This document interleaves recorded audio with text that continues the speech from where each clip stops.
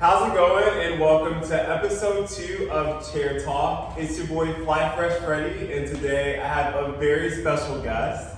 Our member here since May of last year. She is the owner of Corporate Cleaning, cleaning company here in Columbus that is doing amazing things. Has done so much for the community and is winning amazing awards for the work that she's doing. So, just want to introduce Crystal Hughey. Thank you, Freddie, and thank you so much for being a phenomenal friend and leader. And this is one of my favorite places to be. So, thank you for all you do. Thank you. I really appreciate that. So it is Women's International Month, and I wanted to bring someone who I found to be very inspiring, who shows up, puts in work, but is not only doing work for herself and her community, but is really helping to clean up the world and make it a really better place. So Crystal, just to give the people a better understanding, tell us a little bit about yourself and what you're passionate about. Again, my name is Crystal Hughey. I'm the founder and owner of Corporate Cleaning. We are a premier commercial and construction cleaning company here in Ohio. Hey. I am passionate about my family. So I had originally started the business back in 1997 as a way to stay home with my son. Back then, there wasn't really flex time. So my husband used to go to all the fun stuff with him, and then I'd be left out, and I'd be so sad. So I thought, cleaning something I've always loved to do. My mom always made it fun growing up. Lots of music, lots of snacks and things. And so I kind of turned to that myself, created some cold calling scripts, read some books, found some contracts, and the company grew from there. Nowadays, you'll find us spending time with our grandson. So he just turned 3, and our world revolves around him. We wanted to create a company with that same culture where it's family first. Okay. Oh, so you have a 3-year-old grandson? Yes. What is his name? His name is Asen, but my son will tell you that even though he's 33, he's my baby. Forever a child, right? Forever. Is he a mama's boy then? He is. Oh, I'm a mama's boy myself, Okay. so I can definitely attest to that. But awesome. So you have been a member since May of last year. Yes. So you've done, I believe, much over 100 classes. Yes. So you definitely have a relationship with your body, with Pilates. Yes. So far with your journey, how have you experienced Pilates? Oh my gosh. There anything that has caused any real change that you want to share? Yes. So I came into my first introductory class, ran into you, fell in love with Freddie in the place, and I thought, this is where I want to be. So I've always worked out, always loved to work out. I'm 57 now, and I just want to stay healthy and strong, keep up with my grandkids. We have 27 nieces and nephews. I like Oh my to gosh, run around. 27? 27, and That is more on the way. wild. So Congratulations. thank you. Love to hang out with them, and I thought during the pandemic, I gone online, found a great community. I've done other exercise programs, but I kept finding that one area of my muscles would be really strong, but not the other, or my stamina wasn't quite what I thought it should be after spending almost 2 years, on a great workout program. And it just wasn't doing it. When I came into Pilates, I thought, one, it was going to help protect my back because I'd been in some bad car accidents in the past and was having to go to the chiropractor 2-3 times a week just for pain. And then 2, I thought I just didn't feel as strong as I wanted to be. So when I came into Pilates, I thought, oh, I'm home. Like everyone's focused on my overall health. Like this is a sanctuary, it's a safe space. And even after a month, like at first I was struggling to find 2 hours a week to come in, because my goal was 8 classes a month. Struggling to find that. And it took about 3 months, but what I noticed, even 8 times a month, my core strength is stronger, my clothes are fitting better. So then I thought, okay, I'm going for the unlimited. Yes, of it. So now I have to have at least 4 times a week where I don't feel normal. And this is my time. It's my safe space. Yes. No one can contact me here, and all the instructors are fabulous. Each one of you is a little different, and I love that. And I love the challenges and different types of classes. And even now, almost a year later, still doing new stuff every week, all the time. Like finding muscles I didn't know I had. It's awesome. but I've consistently been able to be at a lower weight and in a happy space in my head. Not like, I'm not starving myself, I'm not stressing out about it, because little by little I'm getting better and better and getting the tone back that I want, and I love it. That's really beautiful. One thing that just stood out to me was like the progression and how the journey really just has allowed you to gain a deeper sense of yourself. Finding new muscles, even after a year, it's just like, how many muscles are there? But that's really dope. I love that. And so you mentioned that you were 57, Yes. and you have 20-something grandchildren. So you're able to really just keep up with all the kids, the family, all that all the time, and run a business. Yes, I think what was really important about coming here was I needed that time for self-care. I needed to make that time, and I remember one of the instructors saying, "Aren't you worth it?" And that's when I thought, yeah, I think for 2020, my schedule, 2021 too, was just maxed out. 2022 was probably max capacity, but through, you know, the friendships I have here, taking time out for myself, seeing how much more clearly I can articulate what I want done, this year it's about being at capacity. And being at capacity means that I get to make time for myself to come here. Yeah. So I'm definitely ramping up towards 5 to 6 classes a week, because I love the results that I'm seeing. I love the calmness that I'm feeling. Yeah. And while I'm here, I get great ideas for my business too. So I strongly encourage it. It is a must-have. I agree. It's a must-have. And so another part that just stuck out to me was the ability, that mental clarity. I've read so many books about how mental clarity allows for creative ideas to flow, for the essence of the thing that you've kind of been, the questions you're asking, the universal things, they just come in those moments where you're just kind of silent. And I feel like Pilates allows you to have that mental clarity, that sense of stillness. You're definitely still working out, but it almost allows the natural essence of who you are to just authentically show, not on a performance level, just intentional. So it's really dope that you are able to come in and take that time to focus on yourself and your self-care, because you are worthy of your self-care. And it's until you take those moments to, be intentional about that it leads into other relationships. People see, wow, what are you doing? You're taking care of yourself? What? You're not putting other people first? You have to, or else you can't be there for anyone else.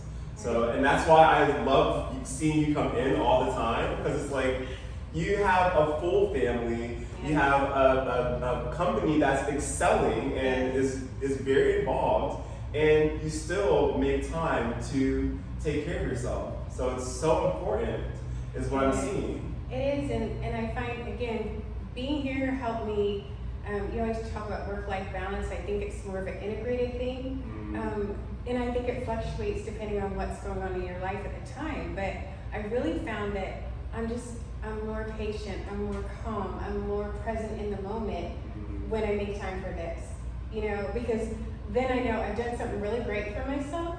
So then I'm giving my best self when I'm out there with all the kids, and we've adjusted some schedules a bit. So you can make time for things you want to make time for. Yes, and just make sure that I'm taking care of me, because if I'm not healthy, or I'm trying to give out of an exhausted place, then I'm going to be short with them, or I might not have my best self forward. Yeah. So being here doing this, taking care of myself, it's also trickled over in eating, because I'm kind of thinking a little bit more about, okay, if I eat all of that, I'm going to have to lift that weight. Right. Maybe not worth it. And there's always great information here, and there's great excitement, and there's great rewards, and there's such teamwork and comfort. Because I was really worried, again, being a little bit older, I thought, okay, am I going to go there with, a bunch of young people who are amazing, and they're here, but we also have all generations here, and all sizes and shapes, and it's awesome. It's just a positive space to be, because I'm really just competing against myself, Yes. but in a great, healthy way. Yeah, that's really awesome. And it is that competition with yourself. There's really no one else. No. So you are a successful Black woman. And oftentimes, I know even as a Black male instructor, people often associate the work that I do with it being for white women or for an upper class. And I'm often finding myself having to defend that this functional tool movement is something that is or should be accessible to everyone, and the benefits are for everyone, not just a specific type of person. Yeah. And so with you, like, one, how did you find out about, like, what inspired you to start this journey? With Pilates? Yeah. I was looking around, as I said, I was having a lot of back pain and having to go to the chiropractor, once or twice a week just to be able to function. Because what we discovered is I was walking crooked. I had a major imbalance in my step, in my gait. And even though I had gone and got the insoles, I needed something to strengthen those muscles and help me elongate and walk better. And I thought, I'm not going to be on pain meds. I have to find something that's going to help. So I was doing some research, and I thought I need something that has high impact on the results, but low impact on my body. Right. So I read about Pilates, and then I kind of looked around at the Google reviews. And this place is highly rated. It's really close to my house. Conveniences. Yes, and then the early morning classes, because I'm an early morning person, and it seemed painless. Like the free class everybody was really gentle, and even when I signed up for it, someone called and they were very happy and excited that I was going to be a part of the team. And I thought, okay, because I usually have to go somewhere and work out by myself. Right. And people are nice at other places. I've done all kinds of exercises, but still sometimes going by yourself can be a little lonely. Yeah. And I never got that, not 1 second here.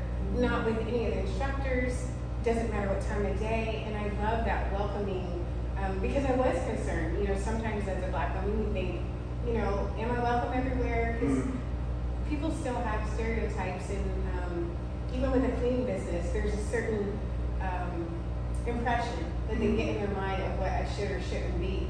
But I didn't get that here, and I loved it. And then I saw you, and so I thought, well, let's see what he's got. You bring it every time. It's absolutely wonderful. But with those stereotypes, I think sometimes people, they make a snap judgment, but that's not my problem. This is very true. It's just, I am who I am. I think we've shared before that I work with my husband. We've been married 36 years. He's awesome. Goals? He's my favorite. I love working with him. However, it's created a different kind of dynamic because I founded corporate cleaning and brought it to fruition, and he came in full-time year number 3. And so when he came in, people immediately, and even now, they assume he's in charge, which wouldn't be a problem if they saw us as peers, but they don't always. And then there's the other challenge sometimes I get with, my voice is not what people sometimes say is traditionally urban. I'm me. So this is very true. what accent or dialect I do or do not have has nothing to do with my abilities. Right. And so sometimes I show up, I also have an IT background, so sometimes I show up and there's a different expectation, or they're looking past me, but I've used that as an opportunity to observe people. And people watch. If you don't think I'm the boss, how are you going to treat me? Because that speaks volumes. It does speak volumes. It does speak volumes. And they say to speak to the janitor, the same person who speaks to the CEO. Yes, because honestly, my team, they're so awesome, and it's all about building relationships.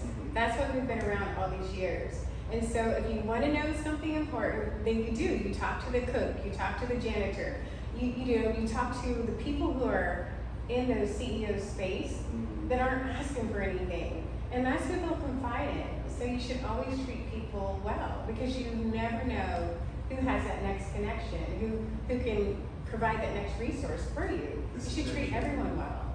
Yeah. Wow, another beautiful statement and quote from Crystal. Crystal, you've been such an inspiration to me, and I'm sure that you will continue to inspire many others. Is there any last statements or anything that you just want to give to the people in motivation to move forward, maybe to start Pilates or anything? I would think that if you're watching this, if you're on the fence, this is the place to be. It's absolutely wonderful, and it's really helped me find a balance and helped me find, this is my home away from home. Nobody can text me, email me, call me for this 50 minutes, and I make sure I come 5 minutes early, hang out 5 minutes late. So for this 1 hour, it's just about me, and you deserve that time in your life. Thank you. Crystal, it's always love, it's always love. Thank you. And for those of you watching at home, thank you so much. It was a pleasure having Crystal on the show, and I will see you again on our next episode of The Chair Talk. Bye. Bye.